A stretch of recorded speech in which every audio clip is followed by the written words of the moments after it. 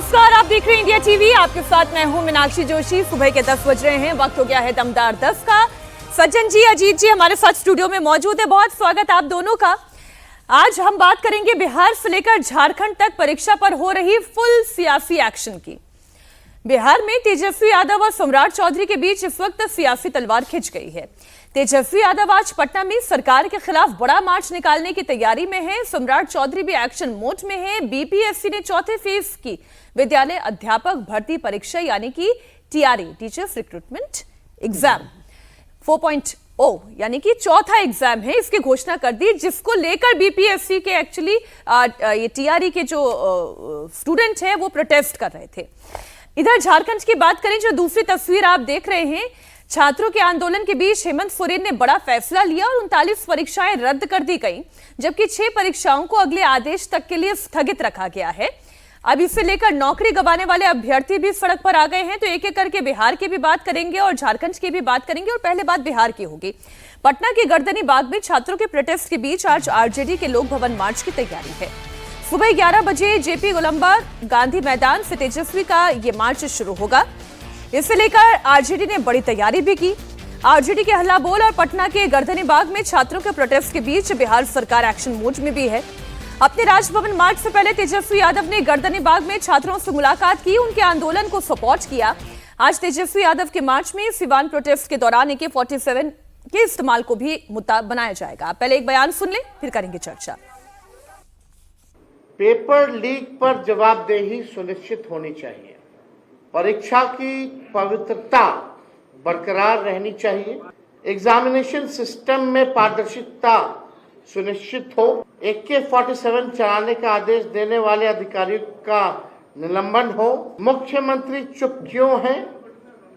अब तक न्यायिक जांच का आदेश उन्होंने क्यों नहीं दिया? तो ये हम लोगों का जो है मुख्य मांग है। लोकतांत्रिक तरीके से शांतिपूर्ण मार्च है। अब तेजस्वी के मार्च से पहले सम्राट चौधरी ने बड़ा दांव खेल दिया। टीचर्स की भर्ती का नोटिफिकेशन जारी कर दिया। बिहार लोक सेवा आयोग ने चौथे चरण की भर्ती अधिसूचना जारी की। टीआरई 4 के तहत 32,388 पदों पर भर्ती की जाएगी। पटना के गर्दनी बाग में छात्र हालांकि अभी भी धरने पर हैं। अब छात्रों ने पीटी और मेंस की जगह सिर्फ एक परीक्षा की मांग की है। बहाली की नोटिफिकेशन जारी होने के बाद भी धरना जारी रखने का ऐलान किया है। वहीं परीक्षा में नेगेटिव मार्किंग भी खत्म करने की मांग कही जा रही है। एक बयान और सुने। नहीं, राजभवन मार्च करें, अब नेता प्रतिपक्ष उनको अधिकार है, लेकिन आप एक चीज बताइए, कोई ऐसा घटना बता दीजिए जिसमें सरकार संवेदनशील ना हो। माननीय मुख्यमंत्री जी हर घटना को वॉच करते हैं और तुरंत कार्रवाई। आपने देखा सिवान के डीएम और एसपी दोनों का तबादला हो गया। तो ये तो हमारे लिए हमारा ये एसओपी है, जहां गड़बड़ी होगी वहां कार्रवाई होगी। लेकिन तेजस्वी जी को गंभीर होना चाहिए। तेजस्वी जी बिहार के नेता प्रतिपक्ष हैं। तेजस्वी जी को बिहार के दुख दर्द से अपने आप को जोड़ना पड़ेगा। असेंबली चलता है, नेता प्रतिपक्ष गायब, और अब आके फोटो सेशन करा रहे हैं। बात तो शिक्षा मंत्री ठीक कह रहे हैं अजीत जी कि पहले तेजस्वी यादव को मार्च निकाल लेना चाहिए था। पप्पू यादव ने भी धरना देने में शायद थोड़ी देर कर दी, क्योंकि सम्राट चौधरी ने तो तेजस्वी यादव के हाथ से मौका छीन लिया। मांग ये थी कि चौथी परीक्षा की डेट निकाली जाए। डेट आ चुकी है, 1 सितंबर उसकी तारीख है एंट्री फॉर्म भरने की, और 30 सितंबर आखिरी तारीख है। देखिए, ये अभी तक आप जा रहे हैं मार्च करने, चलिए हम ये भी नहीं कह सकते हैं कि देर आए दुरुस्त आए। अब ये सारे मामले जब निपट चुके हैं, जब सारे मामलों पर सरकार की कार्रवाई हो चुकी है, गर्दनी बाग में छात्रों की मांग है वो बिल्कुल डिफरेंट है। जिस मांग को लेकर के जा रहे हैं, छात्रों की मांग से इनका कोई लेना देना नहीं है। इस बात को ऐसे समझिए कि जब 20 जुलाई को दिल्ली में प्रदर्शन हुआ और उसका पटना में भी उसका असर दिखा, पटना में, सिवान में, नालंदा, मोतिहारी, सब जगह छात्र उतरे तब सड़क पर। तब तेजस्वी यादव नहीं थे, न बिहार में थे न देश में थे, वो देश के बाहर थे। विधानसभा का सत्र चल रहा था, मानसून सत्र, उस पूरे सत्र में वो गायब रहे, गए ही नहीं उस सत्र में। यह भी पहली बार हुआ कि नेता प्रतिपक्ष सत्र में जाए ही नहीं। अब जो ये उतरे हैं, इसका तात्कालिक कारण समझिए, इसका कारण प्रशांत किशोर है। प्रशांत किशोर जब से बांकीपुर चुनाव जीते हैं और उन्होंने शपथ ली है, तेजस्वी यादव को यह चिंता हो गई है कि अपोजिशन का स्पेस भी जा रहा है। सरकार में आने की संभावना तो काफी पहले से कम हो गई है, लेकिन अपोजिशन का स्पेस भी जा सकता है। और एटलीस्ट परसेप्शन के लेवल पर, नैरेटिव के लेवल पर, बिहार के लोगों के इमेजिनेशन के लेवल पर वो अपोजिशन का स्पेस प्रशांत किशोर ने कैप्चर कर लिया है। प्रशांत किशोर छात्रों के साथ खड़े रहे थे। जब बीपीएससी की परीक्षा को रद्द कराने की बात हुई थी तो प्रशांत किशोर गांधी मैदान में धरने पर बैठे थे, अरेस्ट होकर के गए थे और एक मोरल स्टैंड लिया था कि हम जमानत नहीं लेंगे, बिना शर्त हमको छोड़ना है तो छोड़िए। उस समय भी तेजस्वी यादव नहीं थे। तो गर्दनी बाग में भी जाकर के जब सारे छात्र खड़े हुए थे और जो कोचिंग वाले खड़े हुए थे तब भी तेजस्वी यादव नहीं थे। तेजस्वी यादव का ये एक तो प्रशांत किशोर का डर, और दूसरा ये एक इस मामले में आकर के श्रेय ले लेना, किसी भी समय थोड़ा बहुत भी क्रेडिट मिल जाए आप उसके लिए आए हैं। इसमें आपके इनकी पॉलिटिक्स में कंसिस्टेंसी की सबसे ज्यादा कमी जिस चीज की है वो कंसिस्टेंसी की है, छात्रों के साथ खड़े होने के लिए। देखिए राहुल गांधी कम से कम ये क्रेडिट तो लेंगे ना कि हमने हेमंत सोरेन को चिट्ठी लिखी। तेजस्वी ने क्यों नहीं चिट्ठी लिखी? तेजस्वी ने क्या, झारखंड में आंदोलन चल रहा था, उनके भी मंत्री उसमें बातचीत करने वाली टीम में थे, उनके 4 विधायक, उन्होंने वहां के छात्रों से क्या दिखाया? अपने आप को जोड़ा। तो देखिए बिहार में भी लेट हुई और झारखंड में तो उसने कुछ किया ही नहीं। बिल्कुल। पप्पू यादव कांग्रेस पार्टी के नेता अगर आप काउंट करें तो वो भी देरी से जगे जब तक मामला सुलझने को आ गया। रही बात, मैं एक बार चिराग पासवान की पॉलिटिक्स पर भी छोटी सी बात कर लेती हूँ सचिन जी। वो भी एक प्रेशर ग्रुप की तरह काम करें लगातार सरकार के अंदर रहते हुए ही। कल की चिट्ठी तो आपने भी पढ़ी होगी लेक्चरर्स को लेकर। बिल्कुल। और देखिए चिराग पासवान की पॉलिटिक्स अगर आप देखें, एक बिहार की राजनीति में आप देखें कि नीतीश कुमार के आने के बाद लगा कि बिहार जैसे रस्टिक लैंग्वेज वाले स्टेट में जो पॉलिटिक्स में नीतीश मृदुभाषी थे, सही संयमित बोलते थे जब तक वो स्वस्थ थे, सब कुछ थे। चिराग का भी देखिएगा कि भाषा शैली जो उनकी है वो बहुत ही संयमित है। दूसरी बात, एनडीए के घटक रहने के बावजूद आप देखेंगे कि कई बार वो इंटरनली अपना एक ऑटोनमस लाइन लेते हैं, खुल के विरोध नहीं करते हैं, लेकिन वो चीज करते हैं जिसमें ये ना लगे पासवान है लेकिन तिवारी के लिए भी बोलते हैं निश्चित तौर पे। और ये रामविलास पासवान की भी शक्ति थी कि वो केवल एक जाति मात्र से, वो तो उनका कोर था, लेकिन वो बाकी समाज को भी अपील करते थे, चुभते नहीं थे। ये चिराग, और कल जो उन्होंने चिट्ठी लिखी है उसमें निश्चित तौर पर अभी वो ये देख रहे हैं कि छात्रों का जो सेंटिमेंट है वो अक्रॉस द पॉलिटिकल स्पेक्ट्रम अभी आहत है, उसका एक उसकी तलखी है, तो उसको भी वो कहीं ना कहीं साध रहे हैं। और वैसी स्थिति में देखिए बिहार की बदहाली आप इससे समझिए कि शिक्षा के मामले में सम्राट चौधरी, तेजस्वी यादव मतलब मुख्यमंत्री और नेता, इनकी अपनी शिक्षा की जो पृष्ठभूमि है, बैकग्राउंड है, छात्रों के नजर में वो भी है। तो वैसी स्थिति में अगर आप कोई एक पोजीशन नहीं लेते हैं जो चिराग पासवान ने लिया, तो फिर आप भी उसी कटघरे में गिने जाएंगे। आप जेएनसी को अगर अप्रोच कर रहे हैं तो जो चिराग पासवान कर रहे हैं वो सूट करता है पॉलिटिक्स को, उनकी भी। और सम्राट चौधरी को तो प्रोएक्टिव होना ही पड़ेगा, क्योंकि दूध का जला तो छाछ भी फूंक कर पीता है, और दिल्ली में ये सबने झेला है, देखा है। अब बिहार के बाद रांची की हम बात कर लें, यहाँ पर जो छात्रों का आंदोलन चल रहा था उसमें एक राहत तो जरूर मिली है छात्रों को कि आखिरकार सोरेन सरकार ने ऐलान के बाद कल रात नोटिफिकेशन भी जारी कर दिया, खूब आतिशबाजी हुई, खुशियां मनाई गई। 45 परीक्षाओं पर यह बड़ा फैसला लिया गया और 39 परीक्षाएं रद्द भी की गई हैं।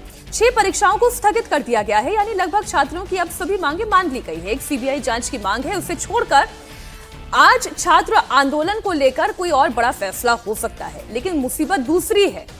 अब दूसरी मुसीबत यह है कि एक नोटिफिकेशन जारी हुआ तो जो लोग पहले से रोजगार पा चुके थे इन्हीं परीक्षाओं को उत्तीर्ण करने के बाद वो बेरोजगार हो गए, वो सड़क पर आ गए। अब वो देख रहे हैं न्यायालय की तरफ, इधर कुआं उधर खाई। अजीत जी कहां जाए सोरेन सरकार? इस पर एक लाइन उस पर आप जो बिहार की बात की ना, प्रोएक्टिव होने की सम्राट चौधरी की, ये उन लोगों ने कहा था कि ST-AT-ET की परीक्षा पहले कराएंगे और तब फिर TRE-4 होगा, उसको स्थगित किया इन लोगों ने। TRE-4 के लिए उसका वो जारी करा दिया, उसके सारे नोटिफिकेशन आपने बता दिए कि उस जिस तरह से किया है उन लोगों ने। सिवान में और गोपालगंज में जो AK-47 चलाने की बात कर रहे हैं तेजस्वी यादव, वहां DM-SP दोनों का तबादला कर दिया गया है। और जो भरत तिवारी मामले से गोली भी चलाई उसका भी सस्पेंशन हो गया। तो ये सारी चीजें कर चुके हैं। जो मांग अब तेजस्वी यादव की नींद खुली है अचानक और जो मांग लेकर आ रहे हैं, वो सारी मांगों पर सम्राट चौधरी पहले ही कार्रवाई कर चुके हैं। तो वो नहीं, उनका तो नहीं चलेगा। आज मार्च हम लोग देखेंगे उसका क्या रिस्पांस होता है। उसमें खाली आप देखिएगा आरजेडी के लोगों में कोई जेनजी और कोई छात्र गर्दनी बाग का उनके आंदोलन में शामिल होने नहीं जा रहा है। अब ये जो मामला है, ये इसमें जो झारखंड का मामला है, ये अभी सबसे बड़ी चीज हो गई है। ये बीजेपी के गले की हड्डी बन गई है। अभी क्या है, हमारी बात हुई झारखंड में लोगों से, उन्होंने कहा कि भाई मांग थी छात्रों की, और बीजेपी के लोग मांग कर रहे थे, बीजेपी के लोग जाकर के धरने पर बैठ गए। ये एक मेजर मिस्टेक था। आपको पर्दे के पीछे से प्रदर्शन को सपोर्ट करना था छात्रों को। बाबूलाल मरांडी, रघुवर दास, तमाम बड़े नेता बीजेपी के, प्रदीप वर्मा, प्रदीप साहू, सब जाकर के, आदित्य साहू माफ करिएगा जो प्रदेश अध्यक्ष, सब जाकर के धरने पर बैठ गए और वो ये आइडेंटिफाई कर दिया कि बीजेपी का धरना है। अब जो 2000 लोग बेरोजगार हुए सरकारी कर्मचारी, कल उन्होंने प्रोजेक्ट बिल्डिंग जो बिहार झारखंड का सचिवालय है वहां प्रदर्शन किया, अब वो जाएंगे कोर्ट में और ये मामला कॉम्प्लिकेटेड हो जाएगा, उलझ जाएगा। कोर्ट ऐसा नहीं कर सकता है कि नहीं ठीक है आप लोग आज 8 साल पहले चुन लिए गए थे और आज आपकी नौकरी अचानक खत्म कर देते हैं। मेरी गट फीलिंग ये है कि नौकरी किसी की नहीं जाएगी। वही तो, अगर उनकी नौकरी वहां, अगर तो फिर तो परीक्षा जो कैंसिल हुआ उसको रोकना होगा, या इनकी नौकरी रखते हुए फिर उस परीक्षा को कैंसिल करना होगा। और दूसरा जो जेएमएम की स्ट्रेटजी एक है, जो लोगों ने बताया हमको कि वो जब जो आंदोलनकारी छात्र हैं उनको कहा जा रहा है कि भाई बीजेपी से बात करिए। ये तो बीजेपी के नेताओं ने कहा कि कैंसिल करिए, तो हमने कैंसिल कर दिया। अगर आपकी नौकरी गई है तो बीजेपी जिम्मेदार है। तो जेएमएम ने ये अब वहां खेल शुरू कर दिया, और जो फेल होने वाले हैं उनके नंबर तो ज्यादा है ही ना, वो तो खुशी है जेएमएम से कि जेएमएम की सरकार ने रद्द कर दिया। तो अब ये पूरा मामला कॉम्प्लिकेटेड हो गया है और अब जुडिशियरी से रास्ता निकलेगा, अब ये सरकार के नोटिफिकेशन से रास्ता नहीं निकलेगा।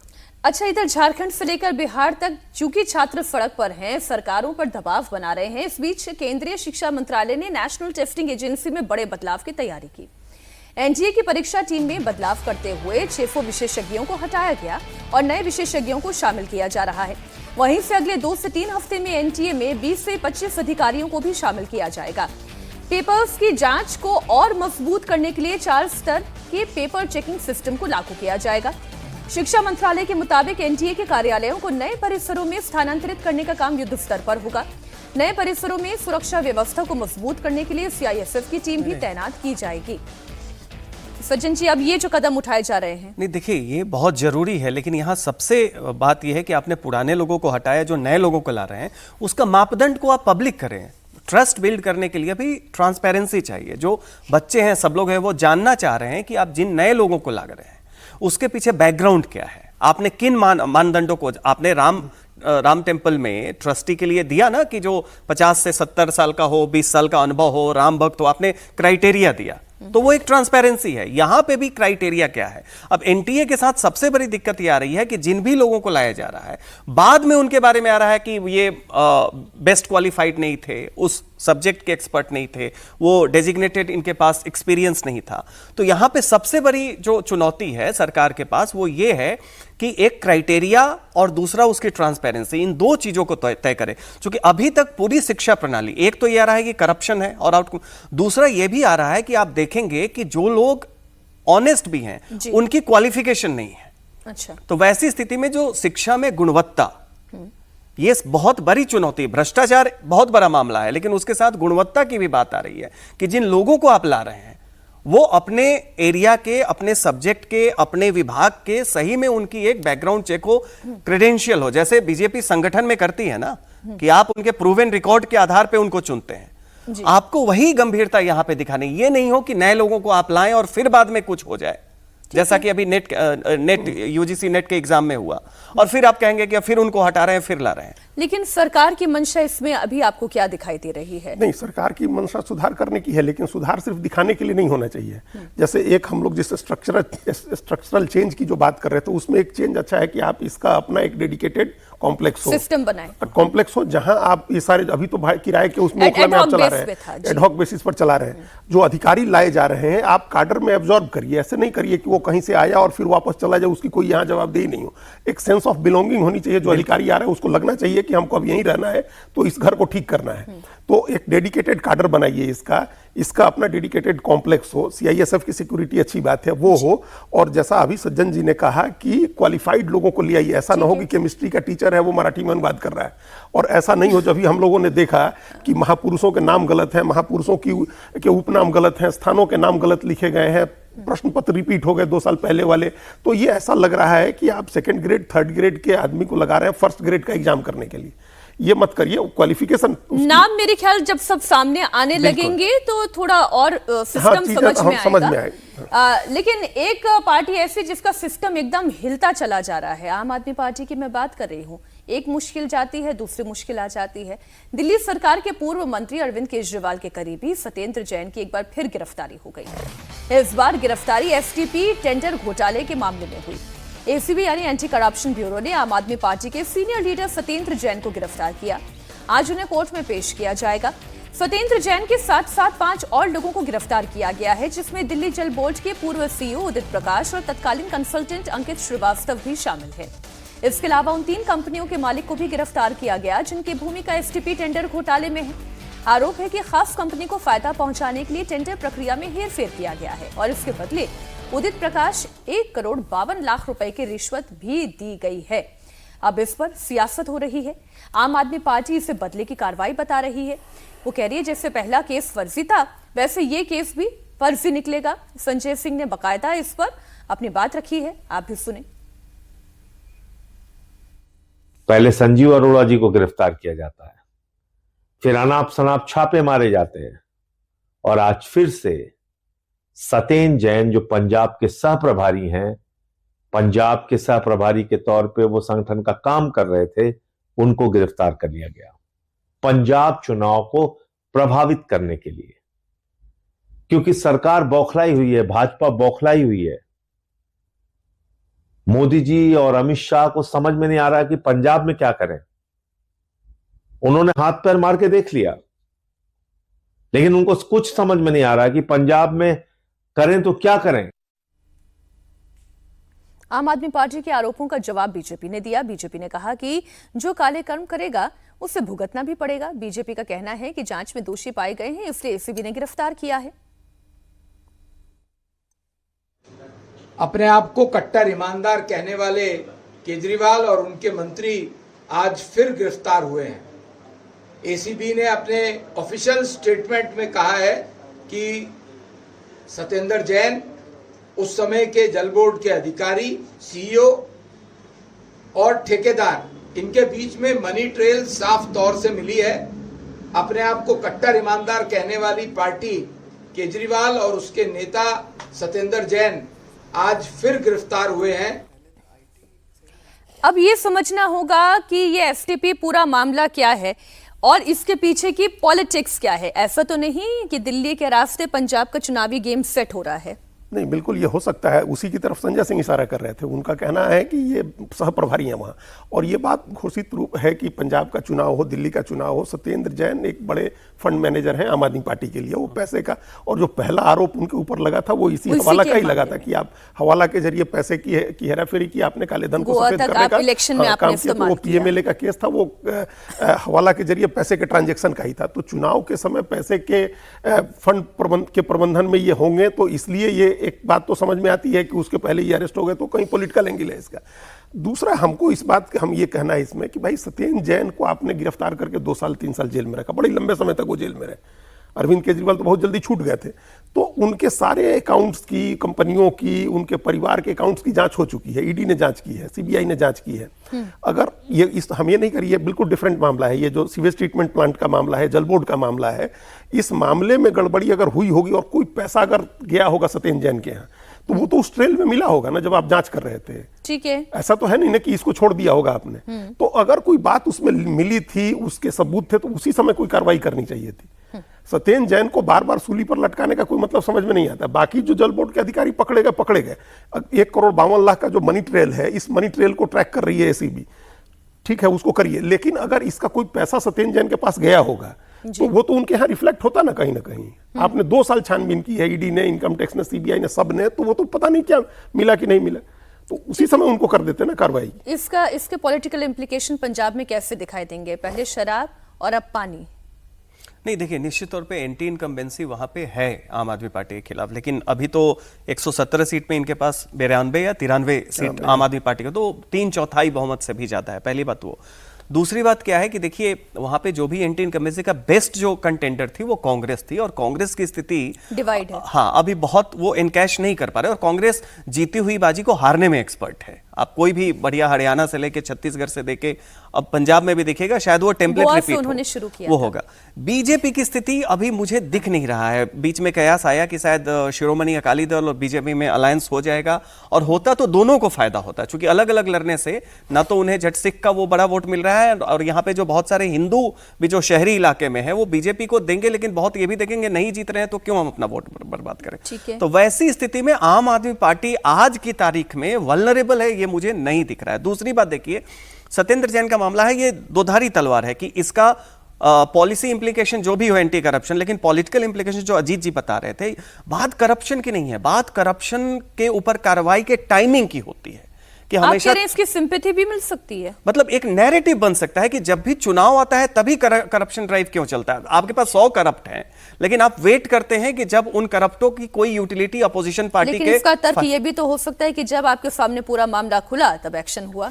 तो ये संयोग है या प्रयोग है, अगर हम शब्द को चुने तो ये बात दोनों के लिए नैरेटिव में आ सकती है। अगर आम आदमी पार्टी मजबूत स्थिति में है रिलेटिवली, भाई आपको 60 सीट मिल गया तो भी आप जीत रहे हैं, सरकार बना रहे हैं, तो उस स्थिति में वो उसको भुना सकते हैं। लेकिन ये सब चीजें निगेटिव, तो जैसे दिल्ली में जब आम आदमी पार्टी के खिलाफ मिडिल क्लास का गुस्सा निकला तो धीरे धीरे सारी नैरेटिव जो बीजेपी ला रही थी करप्शन की, शीश महल है, ये है, शराब घोटाला है, सब काम करने लगा। लेकिन अगर थोड़ा सा समाज का बायस आपके पक्ष में होता है तो वही नैरेटिव फिर क्या होता है कि लगता है कि इनको परेशान किया जा रहा है। ठीक है। उत्तर प्रदेश, अगले साल विधानसभा का चुनाव, लेकिन उससे पहले माइंड गेम शुरू हो गया है। आज तक आपने सुना होगा कि फला पार्टी फला सीट की डिमांड कर रही है और फला गठबंधन में फला पार्टी सीट शेयरिंग को लेकर नाराज है। लेकिन बात इससे आगे है। जो अखिलेश यादव अब तक इंडिया अलायंस में सीट शेयरिंग का फॉर्मूला नहीं बना पाए हैं, वो अखिलेश यादव एनडीए की सीट शेयरिंग का फॉर्मूला बता रहे हैं। अखिलेश यादव ने एनडीए में सीट शेयरिंग का फॉर्मूला बताया। उसके मुताबिक जयंत चौधरी की आरएलडी को 73, ओम प्रकाश राजभर की पार्टी सुभाष को 39, संजय निषाद की पार्टी को 31 सीट और अनुप्रिया पटेल की अपना दल को 19 सीट उन्होंने बांट दी है। अखिलेश यादव का सोशल मीडिया पोस्ट आपके सामने है। भारतीय जनता पार्टी अपनी हार सामने देखकर पीडीए के दबाव में और जवाब में अपने सहयोगी दलों को इधर उधर छिटकने से बचाने के लिए ये फॉर्मूला लेकर आई है। उन्होंने आगे लिखा कि यूं देखें तो ये एक सराहनीय बात है, लेकिन पीडीए की जनसंख्या के अनुपात में ये भी आधे से कम है, इसलिए ये योजना बुरी तरह से असफल होगी। अब अखिलेश यादव के इस माइंड गेम का जवाब एनडीए की ओर से बीजेपी की सहयोगी पार्टी और उत्तर प्रदेश सरकार के मंत्री ओम प्रकाश राजभर ने दिया। उन्होंने कहा कि अखिलेश इंडिया अलायंस तो चला नहीं पा रहे हैं और दूसरों की सीट बांट रहे हैं। साथ ही ये भी कहा कि हमें कितनी सीटें मिलेंगी वो बीजेपी के साथ मिलकर तय कर लेंगे। आपकी इस माइंड गेम से हमारा गेम नहीं बिगड़ने वाला। साथ ही ये भी पूछा कि अखिलेश यादव ये बता दें कि कांग्रेस को कितनी सीटें देंगे। अखिलेश यादव ये बता दें कि कांग्रेस छोटा भाई है या बड़ा भाई है। तो जैसे को तैसा हो गया। देखिए, ये आपने पहले ही कहा, ठीक है, ये माइंड गेम ही है, लेकिन माइंड गेम भी तार्किक तरीके से खेलने की जरूरत होती है। इसमें ये इतना अतार्किक है, ये नंबर इतना ऑफ द मार्क है कि किसी को यकीन नहीं होगा। जब आप कोई बात कहते हैं तो उस बीजेपी कहां लड़ेगी, वही उस सत्यता के करीब अगर हो तब फिर उस पर लोग यकीन भी करते हैं या उसको सीरियस नहीं लेते हैं। ये इतना नॉन सीरियस नंबर है। 2022 के विधानसभा चुनाव में भारतीय जनता पार्टी 376 सीट लड़ी थी। उसने सिर्फ 27 सीटें दूसरी पार्टियों के लिए छोड़ा था, तब अपना दल और निषाद पार्टी दोनों उनके साथ। अब मान लीजिए कि सुहेल देव भारतीय समाज पार्टी भी आ गई और जो अजय चौधरी की वो भी इनेलो भी आ जाती है, उसकी वो आरएलडी भी आ जाती है, तब भी फिर कितनी सीटें बीजेपी छोड़ेंगी? 40 सीट और छोड़ देगी, 50 सीट और छोड़ देगी। आप कह रहे हैं कि ये लगभग जो बता रहे हैं, ये अभी आप गिनिएगा तो 162 के करीब ये सीटें बता रहे हैं। 162 162 यानी 241 सीट फिर पीछे बचती है, उसमें से भी आप 40 कह रहे हैं कि वो भी निकाल के अगर आप आरएलडी को दे दें तो। नहीं, अभी कह रहे हैं कि ये जो अखिलेश यादव कह रहे हैं उसके हिसाब से इन्होंने बांट दी 162 सीटें बीजेपी के सहयोगियों को। बीजेपी अपने सहयोगियों को 162 दे दे और अपने 241 सीट लड़े। बीजेपी पिछली बार 255 सीट जीती हुई है, तो अपनी जीती हुई सीटें भी बीजेपी छोड़ दे, अपने 255 में से जीती हुई 14 सीट भी छोड़ दे। ये इतना ऑफ द मार्क है, ये नंबर अच्छा, इतना ऑफ द मार्क है। इनके पीडीए नैरेटिव में सर, तो क्या भारतीय जनता पार्टी में एससी एसटी ओबीसी को टिकट नहीं मिलने वाला है? उसको बीजेपी को उन्होंने पूरी तरह से आउट कर दिया कि बीजेपी पीडीए को रिप्रेजेंट ही नहीं करती है और जयंत चौधरी पीडीए को रिप्रेजेंट करता है। अब ये बताइए, जयंत चौधरी कब से पीडीओ को रिप्रेजेंट करने लगे? आपके पीडीओ को रिप्रेजेंट कर रहे हैं जयंत चौधरी, जिनको आपने 73 सीटें अपनी तरफ से दे दी। भाई आपके साथ लड़े थे तो आपने कितनी सीटें दी थी उनको लड़ने के लिए, जिसमें से 5 या 6 सीट 8 सीट जीते थे वो। तो आपने कितनी सीटें दी? बीजेपी उनको 73 दे देगी, उनको 39 दे देगी, उनको 31 दे देगी, उनको 19 दे देगी। इतना ऑफ द मार्क है।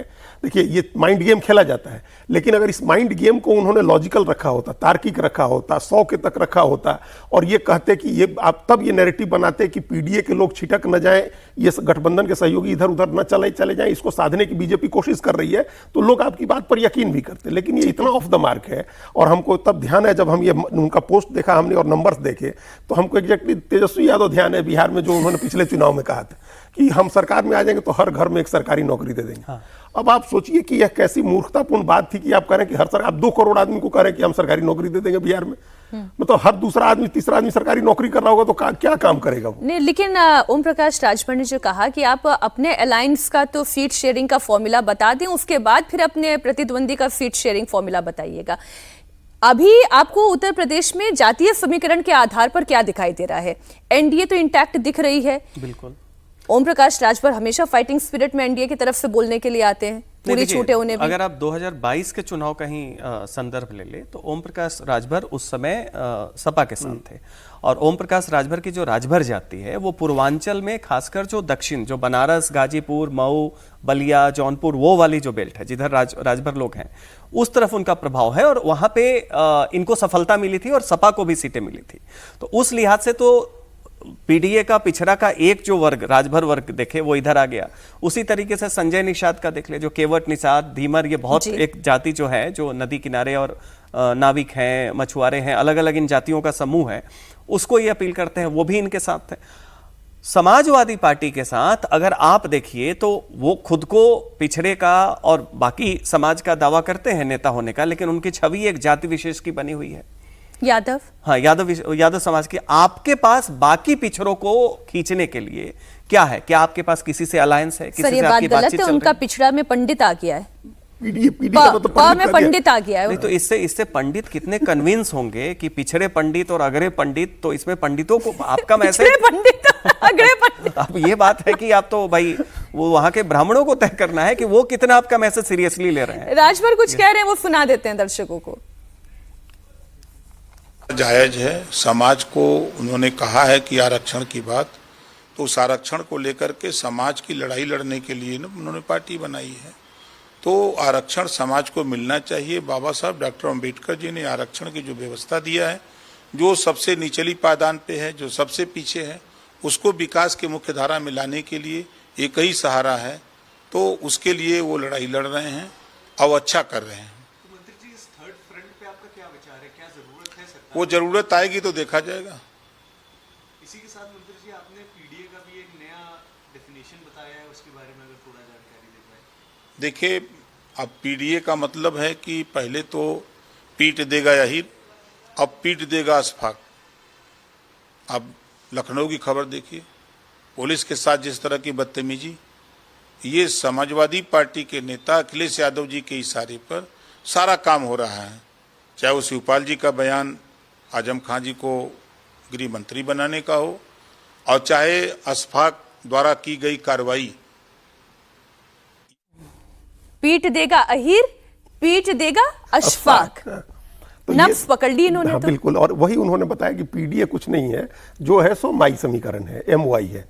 जो अखिलेश यादव के पास या बिहार में तेजस्वी यादव के पास जो कोर वोट है वो एमवाई का है, मुस्लिम यादव का है, और उसके दम पर वो एक मजबूत विपक्षी पार्टी बनी रहेगी, समाजवादी पार्टी। चुनाव जीतने के लायक आपके पास बहुमत नहीं आएगा, उसके लिए जरूरी है कि दूसरी जातियां आपके साथ जुड़े। मुलायम सिंह यादव ने एक प्रयास किया था सभी जातियों को जोड़ने का, उनके साथ कुर्मी भी जुड़ते थे, बड़े नेता बेनी प्रसाद वर्मा को साथ आगे रखते थे, उनके साथ राजपूत, और राजपूत तो मुख्य रूप से आते थे, उनके साथ जाते थे। तो ये उन्होंने एक बनाया हुआ था जो धीरे धीरे खत्म हो गया। बीजेपी के पिछले 10 साल के राज में अब ये कंसोलिडेशन हो गया है, और जिस ब्राह्मण की तरफ ये इशारा कर रहे थे पीडी मतलब पंडित, वो होता नहीं है। देखिए, हमने आपके साथ बातचीत में कहा था कि जो बीजेपी ने जो रिलीजियस इकोनॉमी का जो इंफ्रास्ट्रक्चर तैयार किया है, उसमें सबसे बड़ा लाभार्थी ब्राह्मण है। तो वो किसी हाल में नहीं चाहेगा कि ये व्यवस्था टूटे। ये व्यवस्था बनी रहेगी तो उसको सबसे बड़ा लाभ मिलेगा, पॉलिटिकल मिले ना मिले, उस इकोनॉमी का सबसे बड़ा लाभार्थी वो है। तो वो नहीं आ रहा है साथ में, राजपूत मुख्यमंत्री हैं वो साथ में नहीं आ रहे हैं। अब आपका इशारा, आपका निशाना पीडीए में ये जो नंबर गेम खेल करके जो माइंड गेम किया उन्होंने, वो उसका है। हाँ, लेकिन उसके लिए भी विनोद तावड़े को बीजेपी ने वहां पहले से लगा रखा है। संगठन बनाने के समय भी विनोद तावड़े वहां पहुंच गए थे, कैबिनेट रिसफल से लेके, और इस सब में उन्होंने अपना एक रोल वहां प्ले करना शुरू कर दिया है। बीजेपी को ज्यादा चिंता नहीं, इनको गैर यादव पिछड़ा अपने साथ जोड़ना है, जो इनके लिए बहुत टफ टास्क है। आपने प्रभारियों की बात की ही है, इसमें हमने विनोद तावड़े की बात की, और पंजाब और गुजरात में भी अगले साल चूंकि विधानसभा चुनाव है, वहां पर भी चुनाव की तैयारियों में पार्टी जुटी हुई है। बीजेपी ने जिन 3 राज्यों में प्रभारियों के नाम का ऐलान किया, बिहार जीत में अहम रोल निभाने वाले विनोद तावड़े को यूपी का प्रभारी बनाया गया, जगदीश ईश्वर भाई पटेल को यूपी का सह प्रभारी बनाया गया, सांसद सतीश पूनिया को पंजाब की जिम्मेदारी दी गई, तरुण चुग को गुजरात का इंचार्ज बनाया गया। विनोद तावड़े हरियाणा और बिहार के प्रभारी रह चुके हैं, दोनों राज्यों में जीत हो चुकी है। तावड़े महाराष्ट्र सरकार में मंत्री और विधान परिषद में नेता प्रतिपक्ष भी रह चुके हैं। जगदीश भाई पटेल की अगर बात करें तो गुजरात बीजेपी के नेता हैं। तरुण चुग तेलंगाना, जम्मू कश्मीर और लद्दाख के प्रभारी रह चुके हैं, अब उन्हें गुजरात का प्रभारी बनाया गया है। जल्दी से इन राज्यों की हम बात कर लेते हैं सज्जन जी, गुजरात भी, पंजाब भी और यूपी पे तो खैर हम देखिए, पहली बात तो गुजरात में कौन प्रभारी है नहीं है उससे कुछ फर्क नहीं पड़ता, वो एक औपचारिकता है। गुजरात का आउटकम सबको पता है। तो तरुण चुग जी की भूमिका वहां पे कांग्रेस इतनी खत्म है अब तो मतलब ऐतिहासिक हार हुई है। 2017 में उम्मीद जगने के बाद 22 में मतलब सबसे बुरी स्थिति हुई कि 77 से वो 17-18 सीटों के 20 से भी कम सीट आई, 182 कुल सीट है वहां पे। तो कांग्रेस की स्थिति शंकर सिंह वाघेला के बाद से कोई वैसा नेता नहीं है, अहमद पटेल जी भी नहीं रहे थे तब भी कुछ खास नहीं था, पहली बात तो वो। तो बात आ जाती है पंजाब और यूपी की कर लें। पंजाब में देखिए सतीश पूनिया जी गए हैं, खुद राजस्थान के जाट समाज से आते हैं, तो थोड़ा बहुत हो सकता है, लेकिन पंजाब में अब जो भी करना है वो केंद्रीय नेतृत्व करना है, वहां पे जो बीजेपी की नेतृत्व वहां पे होगा। तो कुल मिला के विनोद तावड़े आते हैं, और विनोद तावड़े जो वहां पे आ रहे हैं उनकी सबसे बड़ी भूमिका क्या होगी कि योगी आदित्यनाथ और बीजेपी संगठन उसके बीच में कितना फ्रिक्शन कम हो, कितना हार्मनी हो। जीत का आउटकम बहुत बड़ी चुनौती नहीं है, वो योगी आदित्यनाथ है। और अभी जो कुछ भी वहां पे हुआ है राम मंदिर से लेके सब में, उसमें योगी आदित्यनाथ ने और ज्यादा एनकैश किया है, अपने आप को और मजबूत किया है उसमें। तो वैसी स्थिति में ये होगी कि जो खबरें आ रही हैं कि नहीं, संगठन के बीच में और सरकार और नेतृत्व के बीच में जो टकराव होता है, तो विनोद तावड़े एक कुशल और बहुत ही अंडर द टेबल रह के काम करने वाले आदमी है। तो वो ये चाहेंगे कि जितनी हार्मोनियस वे में आ जाए, कि टिकट का बंटवारा हो, बहुत खेमेबाजी हो, सब कुछ हो।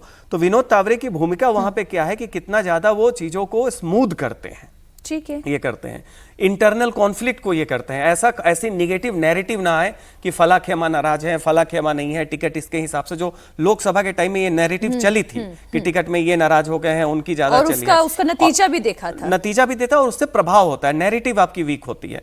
तो तावड़े की भूमिका वहां पे ये नहीं है कि चुनाव का आउटकम क्या है, वो लगभग मान के चल रहे हैं कि वो पॉजिटिव हो, और उसमें योगी की भूमिका सबसे ज्यादा केंद्रीय है। लेकिन योगी बनाम संगठन जैसा कोई नैरेटिव ना आने पाए, उसको आप अलग अलग जातियों की ब्राह्मण नाराज हैं, फला नाराज हैं, तो तावड़े एक कुशल संगठनकार हैं, तो उनकी वहां पे भूमिका होगी, और इसलिए वो बहुत क्रूशियल है। हम यूपी की थोड़ी और बात कर लेते हैं, क्योंकि अखिलेश यादव विधानसभा की चुनावी पिच को तैयार कर रहे हैं। उनकी पार्टी के सीनियर लीडर इधर आजम खान, वो जेल में बंद हैं।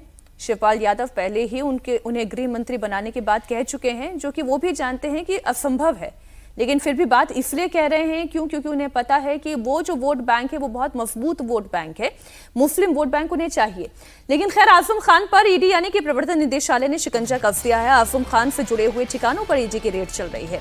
रामपुर, सहारनपुर, दिल्ली में आजम खान के 10 ठिकानों पर ईडी ने छापेमारी की।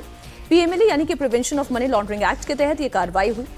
आजम खान पर आरोप यह है कि सरकारी ठेकों से मिलने वाले पैसों को कथित तौर पर दूसरे रास्तों से डाइवर्ट किया गया।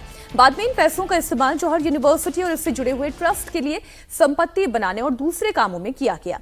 ईडी अब यह पता लगा रही है कि सरकारी ठेकों का पैसा किन लोगों और कंपनियों के जरिए ट्रस्ट या यूनिवर्सिटी तक पहुंचा है।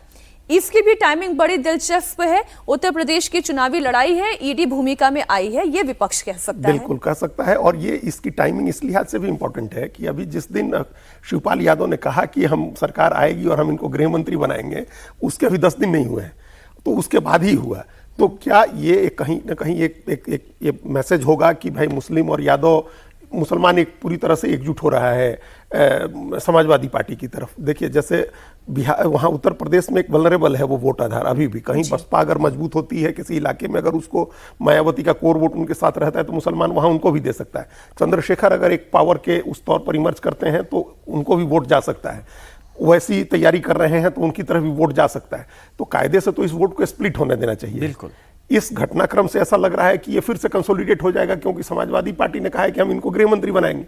बनना ना बनना आपने कहा कि वो असंभव है, लेकिन फिर मुस्लिम वोट कंसोलिडेट हो सकता है समाजवादी पार्टी की तरफ। एक इसका ये एक हमको अंदाजा ये दिख रहा है कि ऐसा हो सकता है।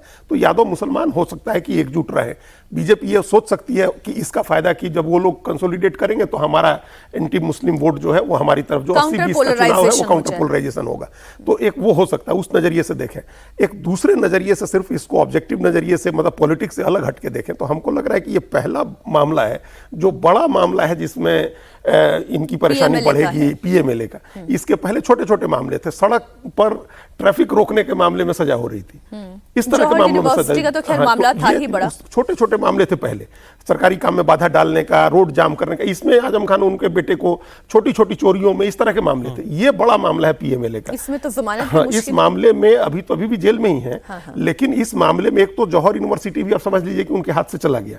वो पहले ही चला गया था। तोड़फोड़ नहीं हो, ये हम लोग भी कह रहे थे कि तोड़फोड़ नहीं हो, उसको रखिए, आप कब्जा कर ले सरकार उसको। अब ये साबित हो रहा है कि सरकारी ठेकों का पैसा आप घुमा करके ले आते थे। अखिलेश यादव अगर आजम खान की मदद नहीं कर पा रहे हैं तो ये भी तो एक परसेप्शन मुसलमानों के अंदर जा सकता है कि इनके पास वो पावर ही नहीं है, वो हैसियत ही नहीं है, और ना वो विपक्ष के तौर पर भी वो दबाव बना सक रहे हैं।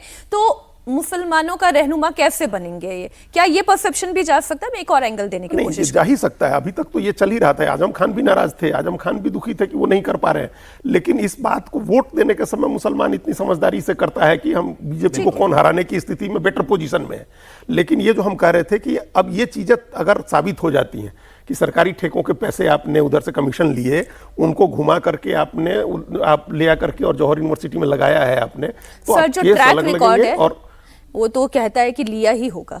हाँ, और उसको जौहर यूनिवर्सिटी में लगाया है, तो यूनिवर्सिटी में भी गई और मुकदमे चलेंगे 100 लगा आपके पास, और दूसरी संपत्ति भी उसमें सीज हो सकती है अगर ये पता चलता है कि उधर भी पैसा लगा है। आइए अब आपको खबर पाकिस्तान पड़ोसी मुल्क से दे दें, जहां सुप्रीम कोर्ट के एक आदेश के बाद शहबाज शरीफ और आसिम मुनीर की टेंशन बढ़ गई है। पाकिस्तान की सुप्रीम कोर्ट ने जेल में बंद पूर्व प्रधानमंत्री इमरान खान को अस्पताल भेजने का आदेश दिया है। कोर्ट ने कहा है कि इमरान खान को 48 घंटे में शिफा इंटरनेशनल अस्पताल ट्रांसफर किया जाए। इमरान खान की सेहत की जांच और इलाज के लिए मेडिकल बोर्ड भी बनाया जाएगा। मेडिकल बोर्ड में उनकी बहन को भी शामिल किया जाएगा।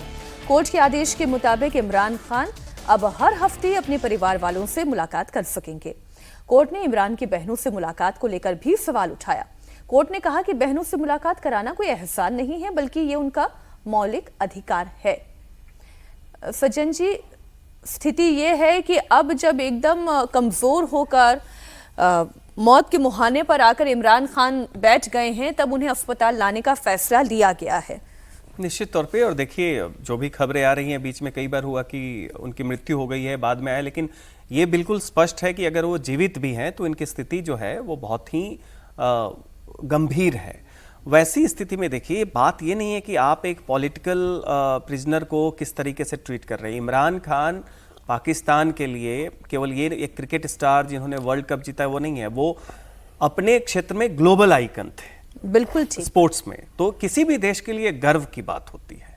वो पूर्व प्रधानमंत्री हैं, ठीक है, राजनीतिक तौर पे आपने, पाकिस्तान की परंपरा है, सत्ता पलट होती है, सब कुछ होती है, लेकिन कोई अपने देश के पूर्व प्रधानमंत्री जो उस देश का सबसे बड़ा आइकन हो, उसको इस तरह की स्थिति में ले जाए, ये दिखाता है कि वहाँ की जो सत्ता है, वहाँ की जो राजनीति है, वहाँ की जो पावर स्ट्रक्चर है वो किस मुहाने तक है। अब सवाल यहाँ पे यह है कि कोर्ट के आदेश का पालन, चूंकि वहाँ जो भी है वो मिलिट्री करती है, मिलिट्री के हाथ में है। अब इस चीज को वो किस तरीके से ट्वीक करेंगे, मुझे नहीं लगता है कि यहाँ भी पारदर्शिता होगी। कोर्ट का आदेश आया है।